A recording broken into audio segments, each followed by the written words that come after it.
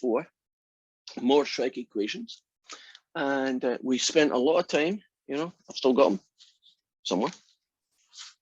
Right, doing the sketchy tan functions and all that good stuff. I'm going to add just a few more things, and then pretty much most of this section is going to be using Desmos. In other words, you put it into Desmos and they give you like 4 or 6 pictures and you have to pick which one is the same guy. So let's talk about the period of trig functions.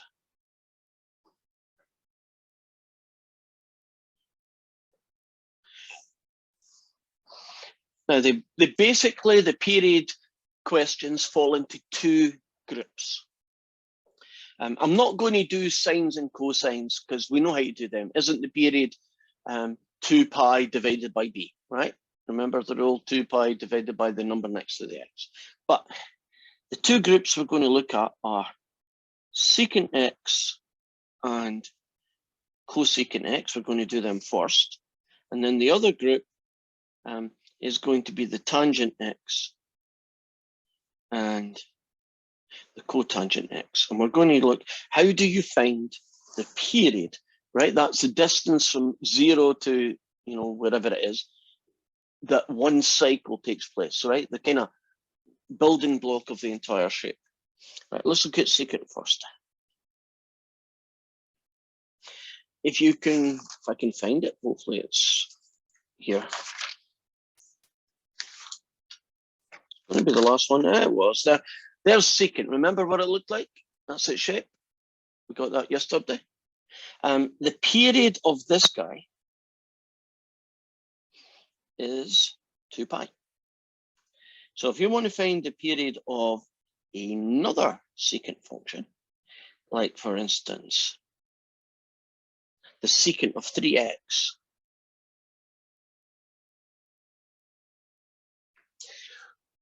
and I'm going to call that guy b.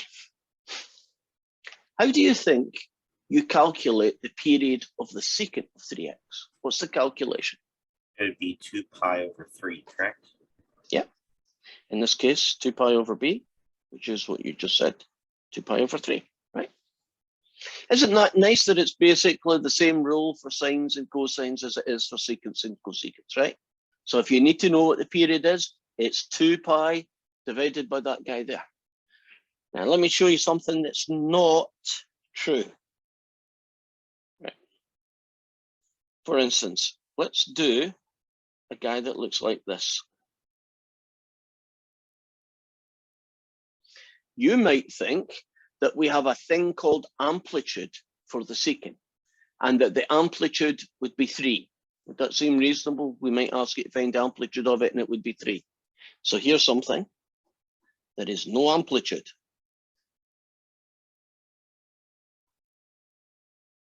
For any of the other 4. So nobody can ask you to find one because it doesn't have one. But you might say, well, I could figure it out. If I stuck a 3 there and a 3 there, wouldn't the thing change, right? It would start at 3 and, happy face at 3 going this way, sad face at -3. Isn't 3 the amplitude? No. Amplitude has a very specific meaning, which is why that doesn't have one. Amplitude means the biggest and smallest number the trig function is going to be, right? It's like a little band. Isn't this the exact opposite?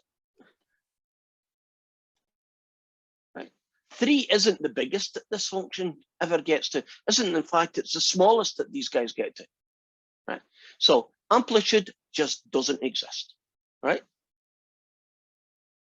So nobody's going to ask you because it doesn't have any meaning. So you can totally forget that guy. Period does exist, right? And we can be asked that. Let's do the other one. How about cosecant of a half x?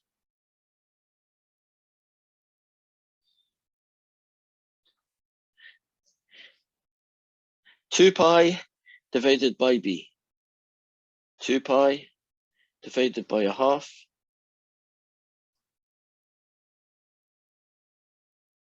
You're good. Isn't it nice that the period is pretty easy to calculate?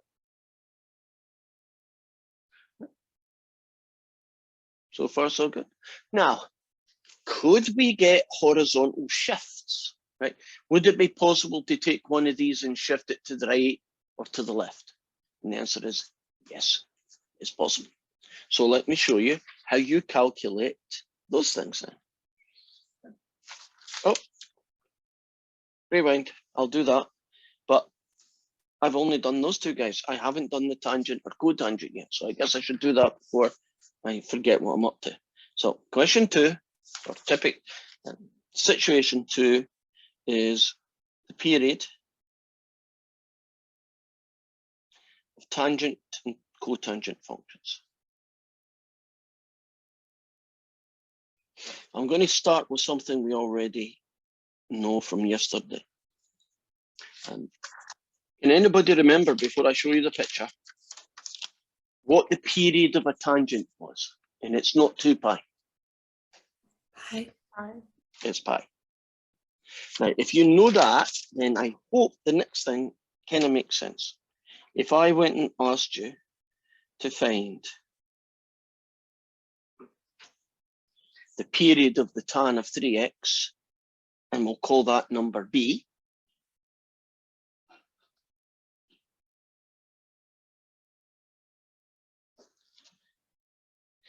what should go on the top? 2 pi or pi?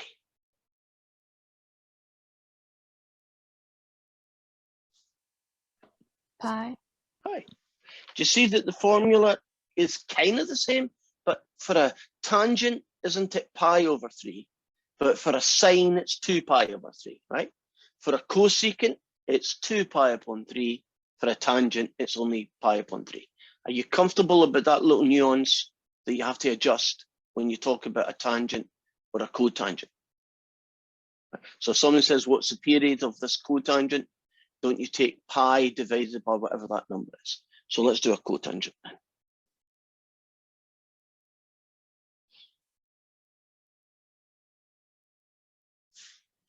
Well, if you wanted to find the period, it would be pi divided by b. That guy there is b. So that would be pi divided by 3/4, which you can check later is 4/3 pi.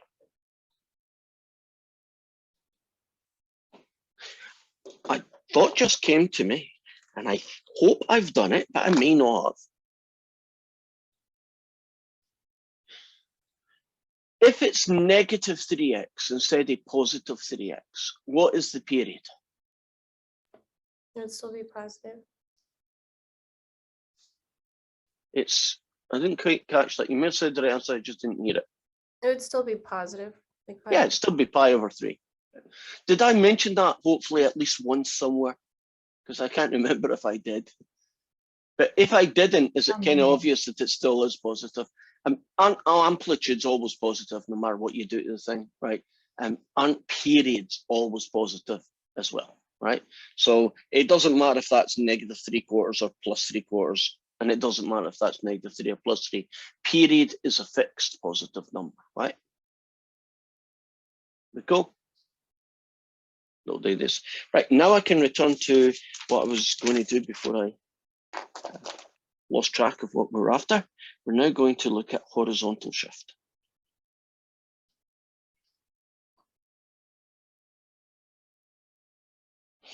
Right. So basically, horizontal shift is how much you take the shape and move it left or right. Okay. So for instance, here's some examples.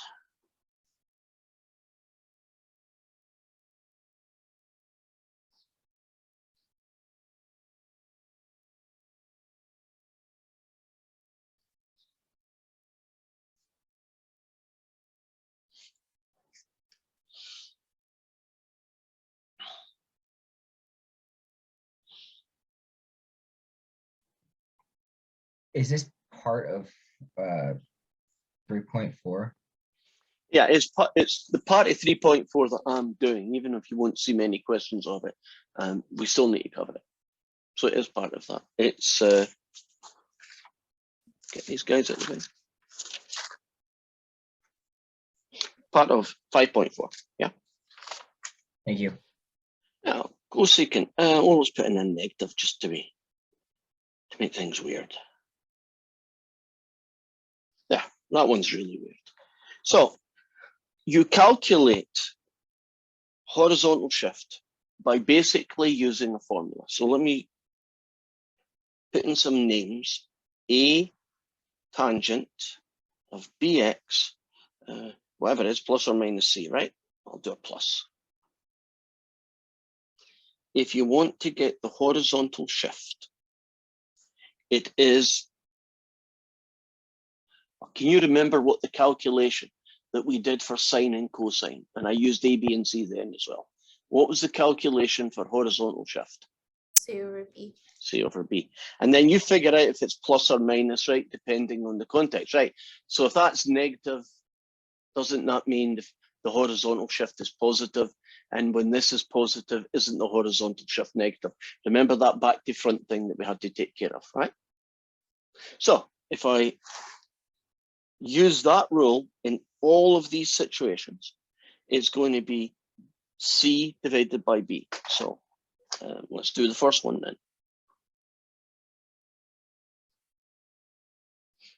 The horizontal shift. So we have y equals the tangent of 2x take away pi upon 3.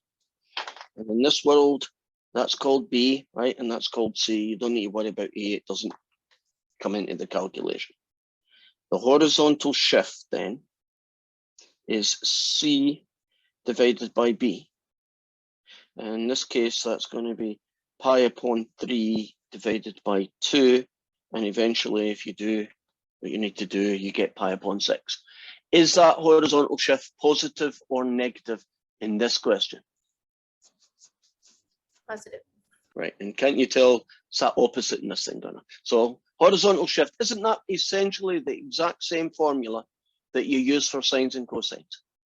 Great. And do you notice that that doesn't care what the period is, right? Because isn't the tangent got a period of pi and, you know, the sine's got a period of 2 pi? That formula does not get changed for any of the 6. That makes life easy, isn't it? If there's only one formula and it works all 6 times. That's helpful. To me, I think that's helpful. So the second example is the phase shift of the secant function. I'm calling that guy B and I'm calling that guy C. And so the horizontal shift is going to be C over B, which is pi over 3. Now, is this going to be positive or negative? Which is this going to be? Negative. So, do you know you kind of just stick the negative in at the end? Right. Third one. It's going to be a cotangent of 3x take away pi upon 2. The horizontal shift is still going to be C divided by B. In this case, it's going to be pi upon 2 divided by 3. And that gets me the numerical value, pi upon 6. Since this is a minus, the answer is positive pi upon 6.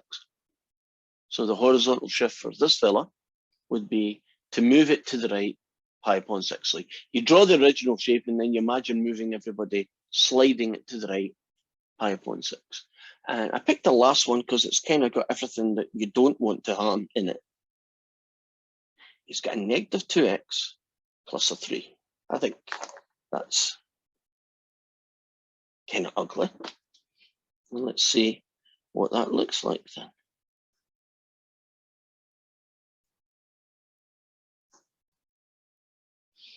Okay. C is 3, right? What number do I put on the bottom here? I see mouth moving, but I didn't hear the answer. What do you want to put in the bottom? -2. -2, okay. Now, I have a choice to make. Thankfully, it's not that often that you get a really weird one. To me, a weird one is anything where this is a negative, right? So negative 2x, negative a half x, negative 20x. They are weird because isn't the usual rule, if the thing is positive, the horizontal shift is negative.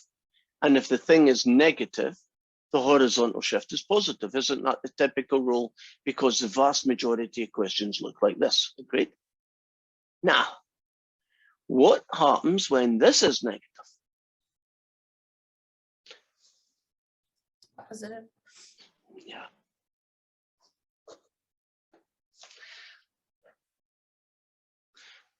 Now, if you just looked at that, wouldn't your temptation be the answer is negative 3/2 because it would be in all the other cases? But doesn't this extra negative kind of switch the rule a little bit, right? It basically switches things, you know, left to right, right to left, right? It switches the rules. And because of that, this one is that. If I had a negative 3x here, can you imagine this question had negative 3x here? Wouldn't this answer become negative pi upon 6? If it was here, right? If the negative 3x was here, wouldn't this answer become plus pi upon 3? Do you see how that negative value of b basically all bets are off? Now, a couple of ways you can look at that. The first way to look at it is get the answer as if it wasn't there. Would you agree the answer would be negative 3/2? Right? If that negative wasn't there, the answer would be negative 3/2. What does that negative do then? It makes it plus 3/2. So you just take your answer and then give it another negative. Does that help? That, you know, this is what most of them are. There are only a couple that would probably look like that. So if I give you a trig function, do you feel comfortable you could tell me its period? If I gave you one of these trig functions, are you comfortable you could tell me the horizontal shift? Have we reached that point where you feel good at doing those two questions? Yes, I just have a quick question about the amplitude. Right, it doesn't have one, is the short answer. Yes, Yeah. but what's your question? So all 4 of those don't have any amplitudes? Yeah, amplitude has no meaning, so no one will ever ask you a question saying what's its amplitude. So if there's a number in front of like cosecant, Yeah. like just ignore it? Yeah, it's not something you're going to be asked about. Okay. You might use it, in fact, you will use it when you come to sketch it, right? It has an effect on the sketch, but we don't call that thing the amplitude. If you want to call it anything, call it the number that's next to the cosecant. Right? If I had a name, I guess I'd call it that, but nobody gives it that name, so there's no point. And how does it affect the sketch again? Oh, well, let's show you. Most of what's happened after all this stuff, in fact, you don't actually get a lot of practice at doing this stuff, which is unfortunate because it's important, is you just sketch them. And to me, the easiest way to sketch things is using Desmos, because I like Desmos because it's big and colorful, right? But you could do it on your calculator. I'm not saying you couldn't, right? It's just a bit harder to do on your calculator. So here is secant x, and I've drawn it from 0 to 2 pi. Isn't that one cycle of secant x, right? You know, if you repeated that pattern forever. So can you see the period, right? It starts there and finishes. If you change that guy to, I don't know, 6 pi, there, can you see the repeating forever, right? But I'm only going to focus on the picture in one cycle. Now, maybe I'll change my mind. I'll do 2 cycles there. You can see it a little bit better. Now, what happens? Take that out for a minute. What happens when we do what you went and said? Okay, what happens if that's a 3? Right. Have I got a gap there? No. Right. Let's show you. And let's make it consistent with the other one. Do you see what it does? It just starts higher at 4 and it finishes, you know, the bottom. So do you see that that guy is actually 3, right? You see it starts at 3 and goes up. Whereas this guy starts at 1. So you see 1 secant, 3 secants. You see that's its effect. But doesn't it have a vertical asymptote at the same places? And does it repeat itself exactly the same way? So the only thing that really changes is that the secant function starts at 3 now instead of starting at 1, right? Sounds good. Thank you. We go with that one. Right, let's look at other changes to the secant function. Right, let's take a secant function and do 4. If we're going to make it, yeah. Let's do 2. 2 plus the secant function. What has happened to the secant function this time? If you were describing it, what have you done to it? It's moving up 2 from its original. Isn't that exactly what you did in 141, right? You take x squared and x squared plus 2. Isn't it the same shape? It's not distorted in any way, it's just slid up. If you took a secant 2x and this time I did this, I'm about to put in secant x minus 1, right? What will that do to the secant function? Secant x minus 1, right? So imagine one of its happy faces. What would happen to it? Secant x minus 1. It's gonna go down 1. So we want to see a guy that looks just like that fella, right? Would you agree that's moved down 1? Can you see it? The red is the original. The secant x minus 1 is the underneath. Now, if I put the other one with it, can you see I move you up or I move you down? Isn't that what add 1 and take away 1 does, right? I move you up or I move you down. Now, let's do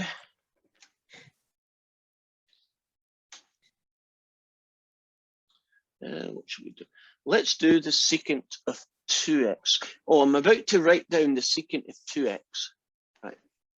And I'm going to change the world a little bit here. I'm going to go back and make that 1 cycle, right? So there's 1 cycle, boom. And I'm going to make this guy the same number, right? What's going to happen if I put in a 2 here? Well, won't the period change from being 2 pi to 1 pi? So won't the secant repeat itself in a smaller interval? And with a bit of luck,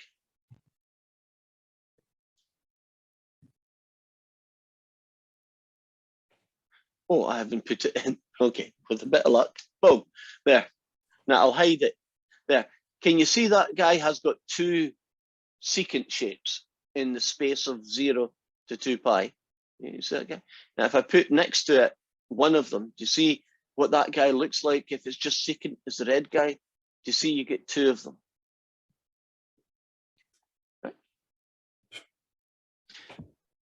Now, if I change this guy to a half, wouldn't the period become 4 pi? Can you see that you only get half the shape and you would have to increase this to 4 pi?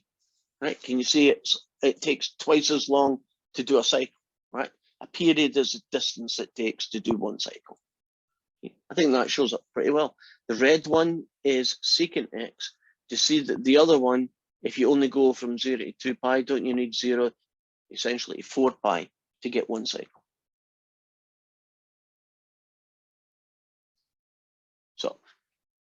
So what does that look like in homework question? Well, if you're interested in doing my Calc 3, that would make sense, but that's not where I need to be. Let's do a view on this one. So suppose I was being asked to sketch secant 2x, right? Do you see how there's 6 pictures there? Only one of them is the secant of 2x. Now, so that I can compare like with like, I have to look at the start and the finish values of x. It looks to me like this one starts at what, negative pi upon 2, and finishes about, what would that be? It's hard to guess, but that would be pi upon 2 pi. So I'm going to do negative pi upon 2 to positive 2 pi. Okay. So I'll go Desmos. Okay, I'm just moving this window. You can't see it anymore, but you'll at least know what I'm doing. I'm going to do the secant of 2x. So I'll take this guy, put him down here, hide all the other ones. There we go. Right. There we go. There's the secant of x. And they want the secant of 2x, which is fine. And I'm looking at the choices of windows, and it looks to me that the choices were negative pi upon 2, which is the first value that they had in the graph, looked like that. And the last value was 3/2 pi.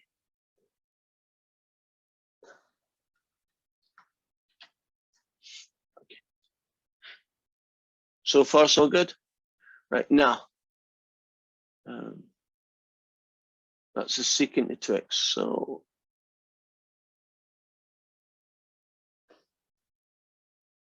something's not right.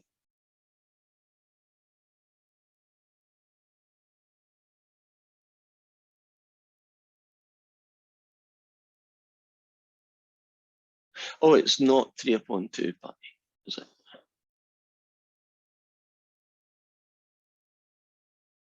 It is, so why is it not working?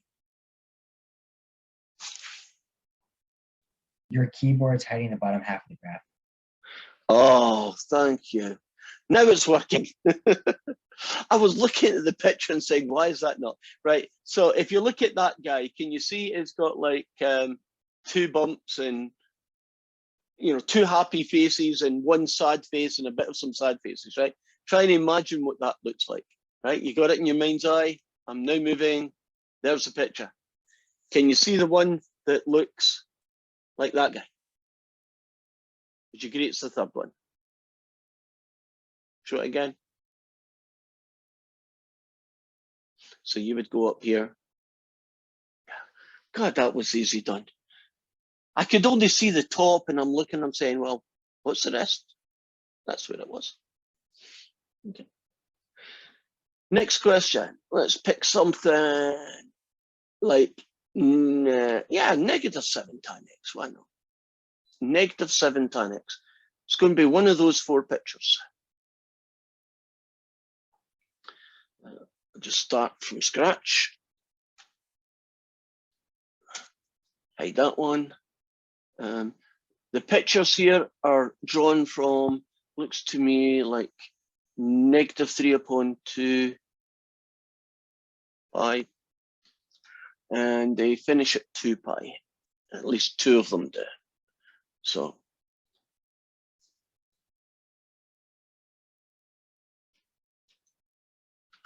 and we are doing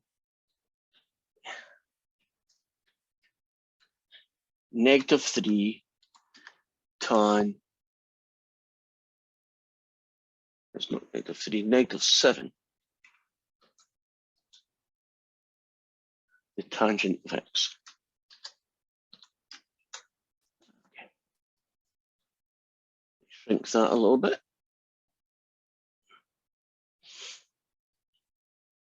Okay, that's what the shape looks like. I don't like the X windows, so I'm going to change them a little bit. I'm going to do it -4.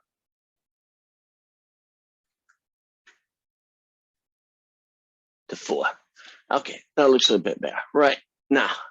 Okay, so I got my picture. Looks something like that. Let's show you the choices. Now, when you look at the picture, can you see it kind of curves high downwards? So it's like left to right. So that means it can't be either of those 2. And this one here, if you finish at 3/2, did I finish at 2 pi? Okay. So if you make that 3/2, yeah, You should have 3 little guys all pointing that way.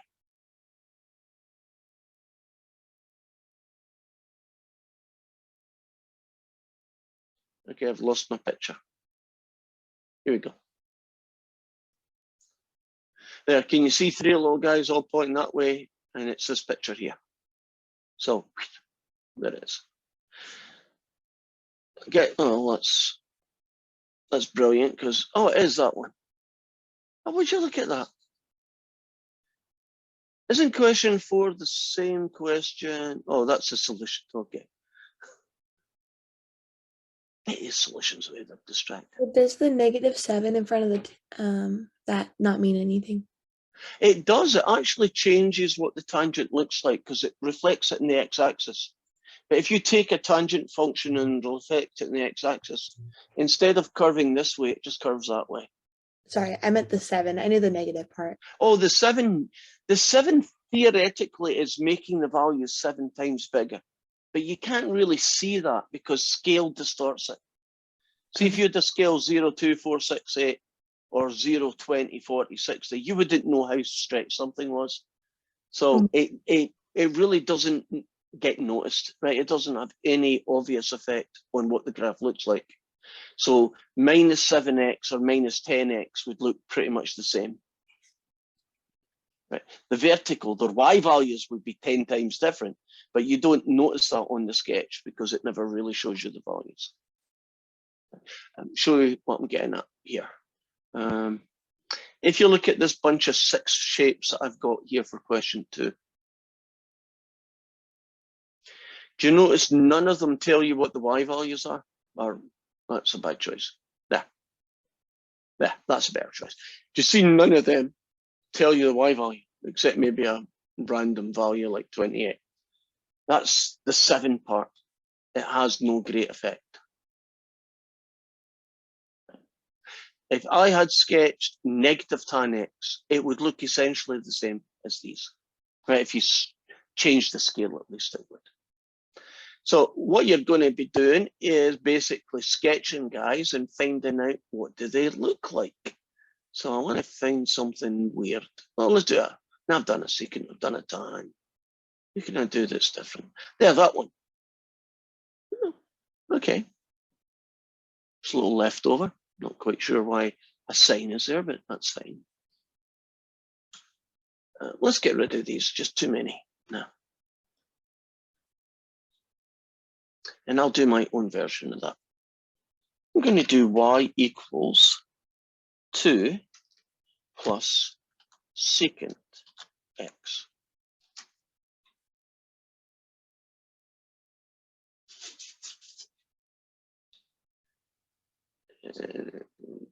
I need some windows here because it's hard to see what I want to show you.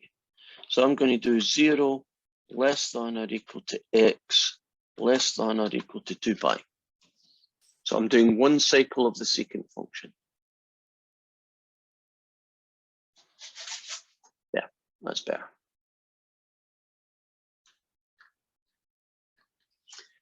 And I'm going to copy so you can see the comparison to it, what that would look like if you just had the secant.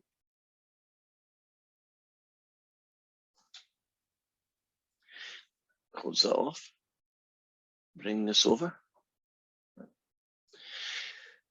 Do you see the difference between a secant function, which is the black one, and this purple one, 2 plus the secant? Isn't it just moved me up to?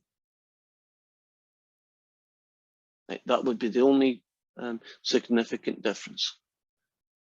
How about this difference?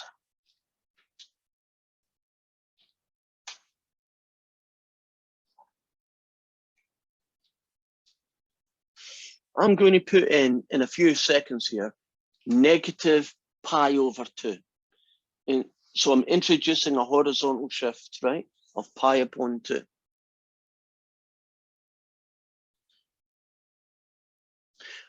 What will be the change in the shape?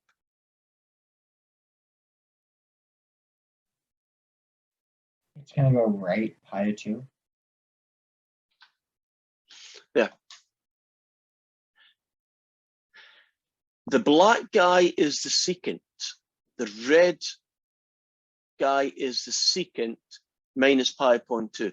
Do you notice that the movement from the black one to the right, see that distance from here to here? That is pi upon 2. That's roughly 1.5. Does that make sense? You see it? A shift. Now, since I've got this here, and I'll put this here, and I will put plus, and I'll make this, say, pi upon 3. Now, things are getting a little bit difficult to see, so let's just put the original. The black one is the secant, and the blue one is the secant of x plus pi upon 3. Do you see the blue one being shifted to the left, pi upon 3? Can you visualize it? Now, if you stick a number like 3 in front of it, so 3 secant x's, do you see that what you're looking at is still a movement to the right? Great. Now, if you compare a secant with a 3 secant pi upon 3, do you see there's 2 different things happening? The first thing is, do you notice how the blue guy is higher and lower, right? It's moved. I should shrink in a little bit more. There. Can you see that this guy, instead of starting at 1, now starts at 3, and then starting at 1, it's, well, what is it, 3? I got the right guy. Yes, I got a secant. So it's moved up, and it's also shifted. In this case, it's shifted to the left, pi upon 3. So most of your questions are going to be, what does this guy look like? And I don't know if I've got any really more I need to do here. Oh, I don't know. Let's pick a cosecant. Let's do that one. Now, before I start Desmos, let me show you what I'm looking at here. So I compare like with like, I need to make sure that my window starts at this number, negative 2 pi, and finishes at 4 pi. Because if I do 0 to 2 pi, my picture won't look like one of those 4, so I won't really be able to tell who it is. So the only way I can be really sure that my guy is their guy is I need to start at whatever number they start at and finish whatever one they finish at. So that looks like negative 2 pi to 4 pi. And yeah, okay. So I'm now going to do 1/9 cosecant x in Desmos. So clear these guys out the way. And the function that we're being asked to do a sketch of is y equals, it's 1/9. And then it's a cosecant x. And of course I forgot my little curly bracket at the beginning. And we're going to start at negative 2 pi.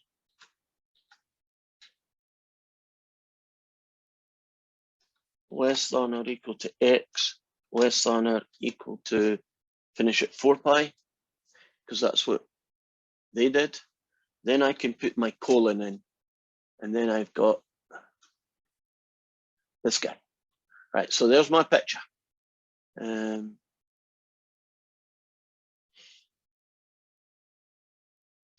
My vertical scale isn't really good, so I'm going to change it, and I'm going to do it from, say, negative 2 to positive 2. Now, how's that look? Negative 2, positive 2. It's not bad.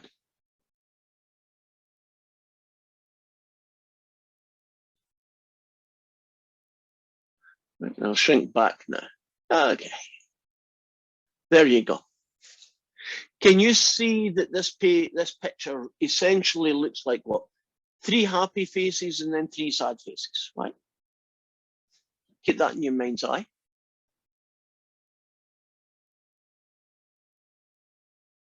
Which of those matches exactly that one? So look at the three happy faces and look at where the three sad faces are. Picture 1, 2, 3, or 4. 2. Would you agree to? Now, if you look at it, 3 happy, 3 sad, check. Aren't the happy faces slightly to the right and the sad faces, sorry, left, and the sad faces are slightly to the right? See, if you look at this one, it looks very similar, doesn't it? Have 3 happy and 3 sad, but look at the locations of each. You see there's a difference. And in this one, isn't it happy before you get sad? So happy before you get sad. If it had been this one, right, wouldn't it have to be the sad one first and then after it the happy? So, you know, visualize it, write a little sketch, and then you're good to go.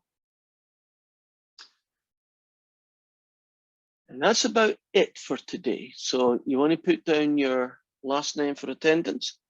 And I hope that if you were given find a sketch, and you know, things like find the period, because we've done that, right? Find a sketch of it, that you're comfortable about how to adjust the windows so that Desmos gives you, you know, comparing like with like. That's the hard part, you know, getting the window to kind of match the choices so that you can do a fair comparison. And that is it. I'll hang about for questions, but bye-bye otherwise.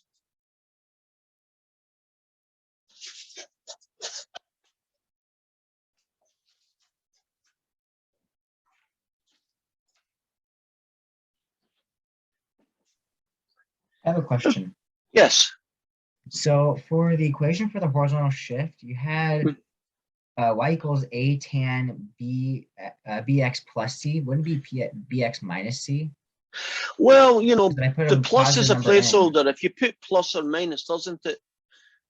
'Cause if I you put a- normally just put it as a placeholder. So in other words, I'm not being too precise there. I guess technically I should say a negative when the answer is positive, right? And a positive when the answer is negative. But I Right. cope with that when we do the calculation. Show you what I mean. It's So kind it of doesn't more matter visual. if it's positive or negative. You can call it positive or negative. I call them all positive because it just makes life easy. And then I finish out negative or positive after that. Show what I'm getting at.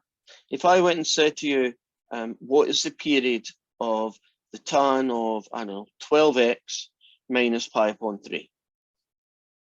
Then the period is, someone's got it wrong there, c over b. Right. So it's And going to that, be pi over right, c over 12. so you get pi over 36. And it's at Yeah. that point, I then decide, is it positive or negative? Because you could have got a question that the only difference was they made it that guy. Right. I don't bother figuring out the pluses or minuses at that point, because I think if I kind of added that to the mix, it's just one more detail that makes it Right. harder to get the answer than it does. So I go through the same calculation and I get the same number. And then once I got the number, I say, oh, when that is negative, we have a right, you know, we move to the right. When that is positive, we move to the left. So I put it in here. Okay, but